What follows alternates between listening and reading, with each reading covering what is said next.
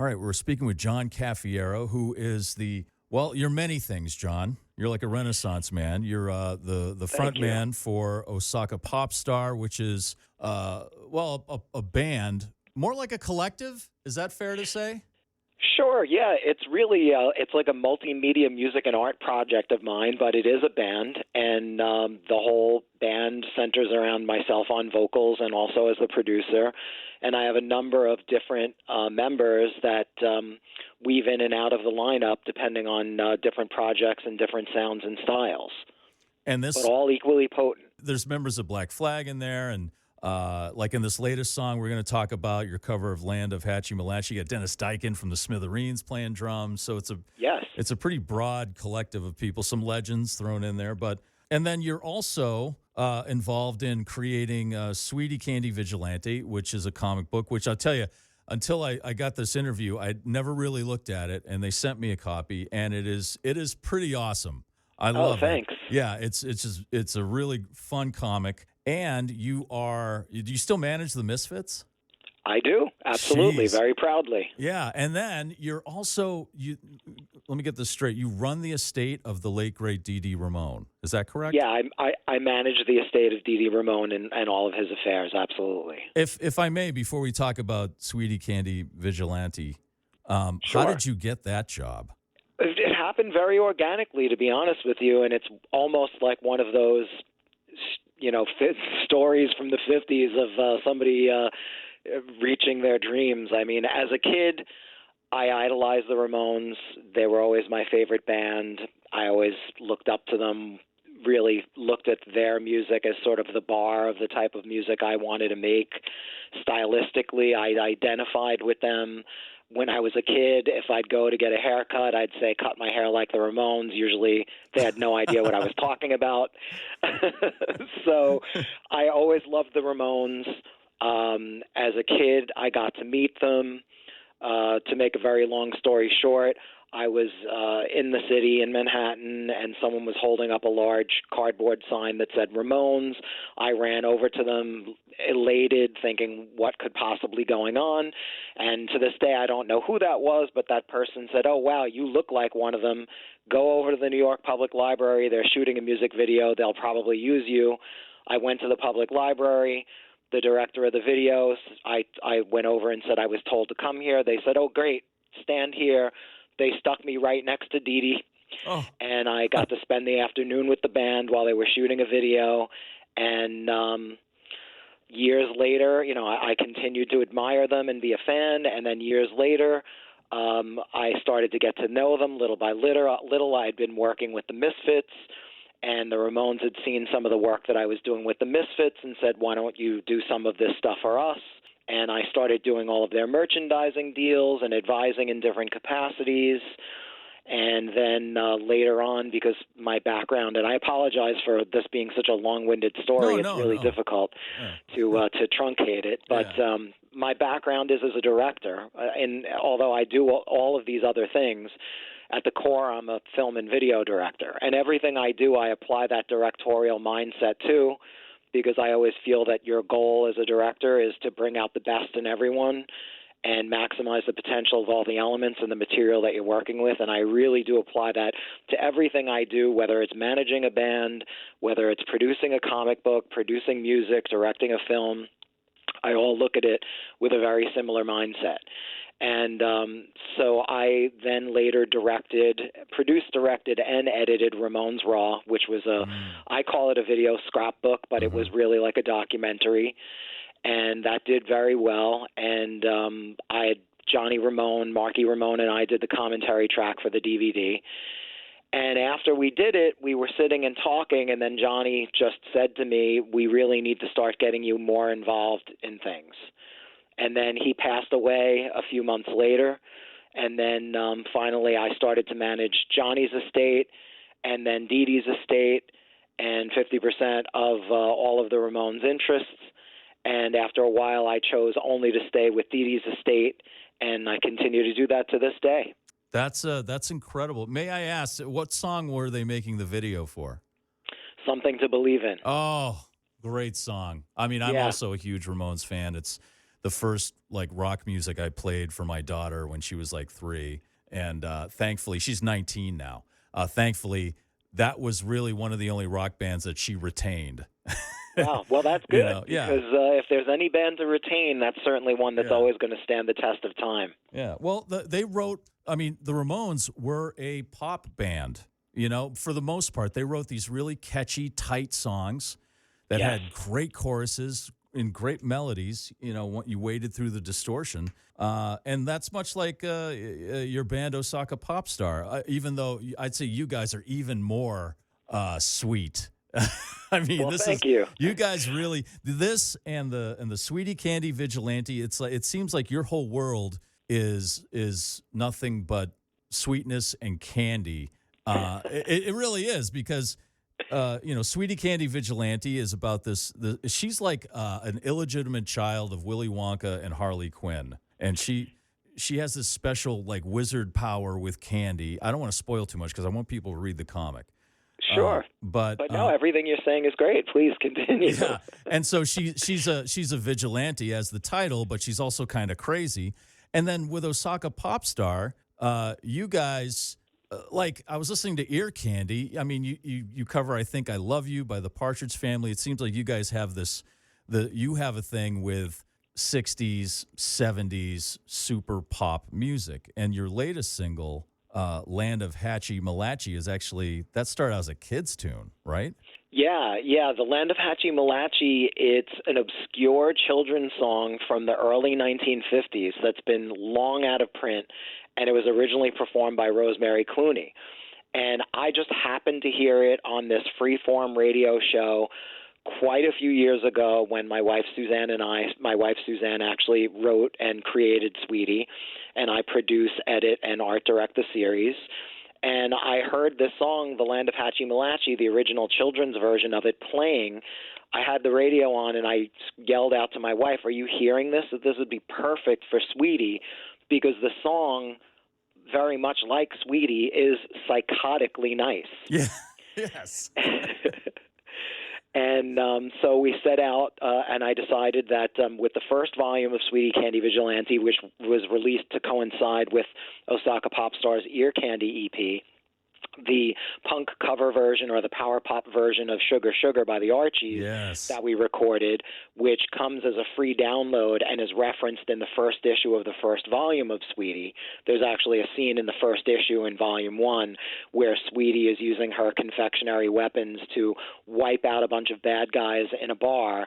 And while she's doing it, she plays Osaka Popstar's version of Sugar Sugar on the jukebox as her musical accompaniment while she uses her licorice whip to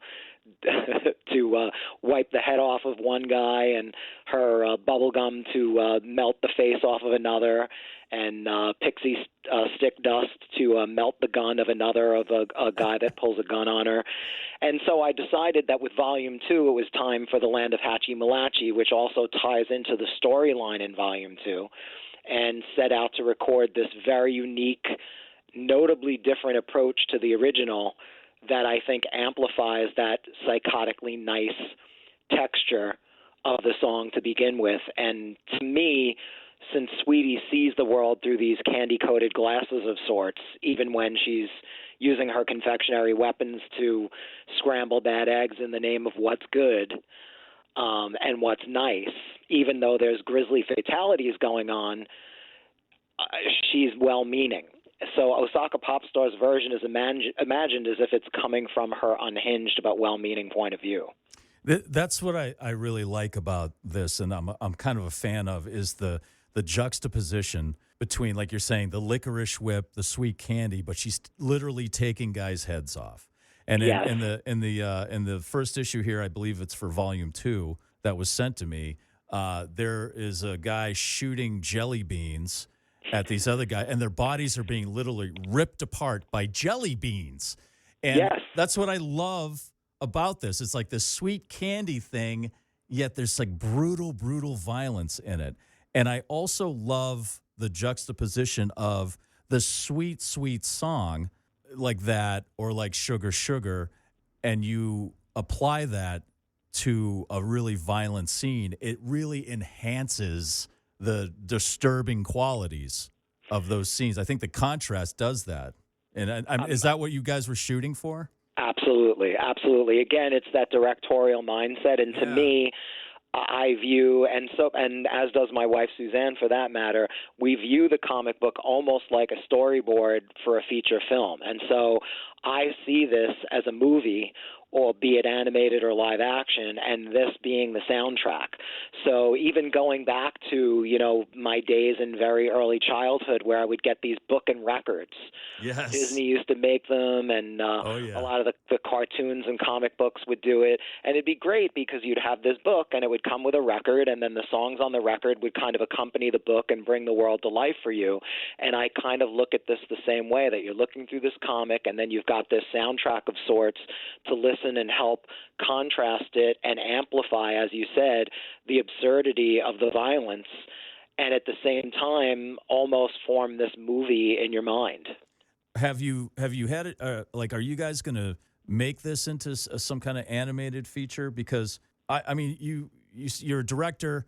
There are some directors who really do that well, like Quentin Tarantino does that really well. Like Rob Zombie did it really well with his movies. He'll play some like 70s super gold soft rock song to people getting, chopped into pieces. Are you guys going to eventually take Sweetie Candy Vigilante to the animation film form? That is definitely a goal. In fact, I had even taken a meeting about it with some serious interest. But like many things, it remains to be seen how long it'll take.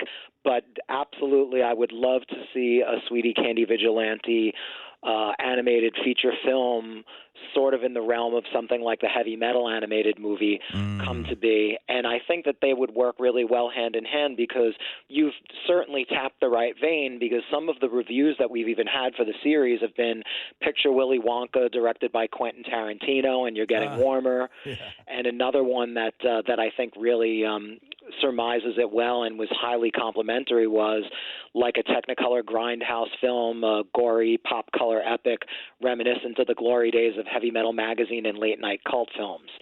And again, that certainly encapsulates what the tone and the vibe of the series is, and a lot of what we're going for with it.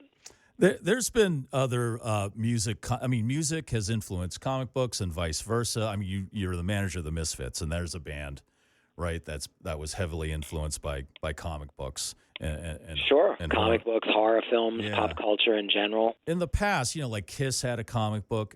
What do you think are the more that worked really well? Some of the comic book band, mixes that worked really well.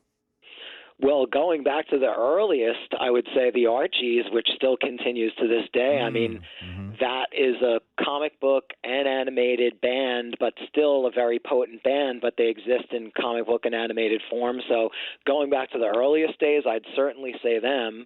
In fact, not to go into a little rabbit hole, but just since we touched on it, you brought up the Ear Candy EP. And with Ear Candy, one of the things I wanted to sort of pay homage to and kind of tip my hat with was that I felt that there's a kinship between Osaka Popstar and bands like the Archies and the Partridge Family and the Monkees, in that those were all bands that were legitimate bands but transcended beyond just being a band and the music alone into sort of a multimedia outlet. And that's certainly what we do with Osaka Popstar. So for Ear Candy, it combined original material along with covers from each of those bands that I'd mentioned. And certainly I think that there's a lot to be said for expanding upon the world of the band, and this is just another example of that. But going back to Kiss, I think Kiss certainly worked really well as a comic book. I was always a Kiss fan as a kid and was thrilled when there was the Marvel Kiss comic book. And Dynamite, who puts out Sweetie Candy Vigilante with us, they're our publisher, and they actually do Kiss comics in present day. Nice. And then finally, with the couple minutes we have left, you are a huge Dr. Demento fan. I am. I know, and to the point where you made a compilation album of covers of songs heard on Dr. Demento. That was a Sunday night staple for me through a lot of my youth, listening to the Dr. Demento show. And you actually got to work with him, right? Yeah, I've always been a huge fan of Dr. Demento since I was a kid. And again, a lot of what I do, the work that I do, is combining elements of the things that I love through my own vision. And I thought that it would be a lot of fun to do a punk rock tribute to the Dr. Demento show by having classic and contemporary punk bands cover the crazy novelty songs that you would hear on the Dr. Demento show over the years, and then also have some demented artists put a demented spin on a punk classic. And Dr. Demento had actually played an Osaka Popstar song called Where's the Cap'n? That's my homage to my favorite sugar breakfast cereal, Cap'n Crunch, and reached out to me to mention that he had played it and to check out the show. Meanwhile, I'd been a fan since I was a kid. And then I had told Dr. Demento about this idea that I had for this record. He liked it, and so we struck a deal together, and then I produced up all of the music and all of the tracks and approached all the bands, and then Dr. Demento and I collaborated on writing all the interstitials and all of the bumpers, and then from there I actually produced up a special punk-centric episode of the Dr. Demento show to house all of these songs and released that as Dr. Demento Covered in Punk. And to my pleasant surprise, this crazy project that I just did as a labor of love debuted on the Billboard comedy chart as the #1 comedy album, and then simultaneously as the number 18 alternative album. And I can't remember the exact number, but it was, I believe, number 3 in the top independent albums. So that was a real pleasant surprise, and people really enjoyed it. And we had everyone from the Misfits covering The Cockroach That Ate Cincinnati, and Joe and Jet covering science fiction double feature from Rocky Horror, and my band Osaka Popstar covering Fish Heads by Barnes and Barnes, to William Shatner doing Garbage Man by the Cramps, and Weird Al Yankovic doing Beat on the Brat by the Ramones. And so that album is available now, Dr. Demento Covered in Punk, and I'm in production right now on Dr. Demento Covered in Punk Volume 2, which I hope to complete by the end of the year and have out by early to mid-2025. Well, that's fantastic. That's such a great idea. Thank you for doing that. Thank you. Thank you so much. It was my goal to try and not only create something new and fun for existing Dr. Demento fans, but turn on a whole new generation to the fun that I experienced as a kid that I think a lot of people are missing these days. Well, John Cafiero, thank you very much for taking the time, from Osaka Popstar and also one of the creators of Sweetie Candy Vigilante, the comic. Both should be enjoyed together, much like Captain Crunch and Milk. Yes. I highly recommend that. Fantastic. Oh, well, one final thing I wanted to check. Sure. Please tell me that Sweetie Candy Vigilante is part of a criticism of the former New York Mayor de Blasio. It is, actually. Yes, my wife, Suzanne, was inspired by de Blasio's sanctioning on limiting sugar, and that plays into the storyline, and that was one of the inspirations. Excellent. Awesome. Yeah. Well, lot of fun there. A lot of great stuff. Thank you, John. Oh, and I'm sorry, very quickly, just to correct myself, predating de Blasio, Bloomberg. It was Mayor Bloomberg that put those sanctions in. Oh, okay. Oh, all right. Yeah, it was Mayor Bloomberg that put those sanctions, and de Blasio followed. But it is a criticism just of the decay of New York City, as well as the control of not letting people make their own decisions about what to do, provided that they're not hurting themselves or anyone else. And that is punk rock right there. It is. Yeah, it is. Right on, man. John, thank you for your time. And, thank you, Mike. And good luck for the next 20 or 30 of your next projects that you're probably going to have. Thanks so much. Yeah, I'm inspired, so I just keep going, and as long as people keep enjoying it and I enjoy doing it, I'll continue to do it. All right, John, thank you for your time, man. I appreciate it. Thank you, and if anybody's interested in learning more about Osaka Popstar, please check out our website, osakapopstar.com, and if you'd like to know more about Sweetie Candy Vigilante, as well as read synopsises for the issues and see a trailer for the first volume, please visit sweetiecandyvigilante.com.